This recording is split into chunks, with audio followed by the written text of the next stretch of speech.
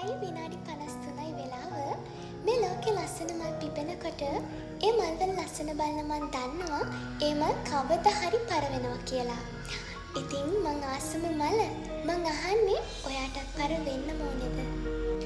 ඉතින් ජීවිතේ අපි හැමෝටම එක තැනකදී අනිවාර්යයෙන්ම පර වෙන්න වෙනවා.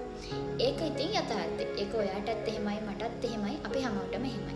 හැබැයි අවාසනාවකට ජීවිතේ සමහර තැන්වලදී එන සමහර ප්‍රශ්නත් එක්කලා සමහර මල් තීරණය කරනවා හදිසියෙම පර වෙන්න. ඒ තමන්ගේ කැමැත්තෙන් හැබැයි ජීවිතේ වැරදි තීරණයක් විදිහට මම දන්නවා. සමහර වෙලාවට සමහර ප්‍රශ්න එක්ක ජීවිතයේදී සමහර නොලැබීම් එක්ක අපිට එහෙම හිතෙනවා. මේ කතා කරන මටත් එහෙම හිතෙනවා. මේක අහගෙන ඉන්න ඔයාටත් එහෙම හිතෙනවා. ඒක හරිම සාමාන්‍යයි. හැබැයි මම සාධාරණයි කියලා නම් කියන්නේ නැහැ. ජීවිතේ සමහර තැන්වලදී අපි වැටෙන වෙලාවට අපට දේවල් නැති වෙනකොට තප්පරයක් දෙකක් අරගෙන හොඳට කල්පනා කරලා බලන්න. එක දෙයක් නැති වෙද්දී ඔයාට 1000ක් දේවල් හම්බ වෙලා ඇති.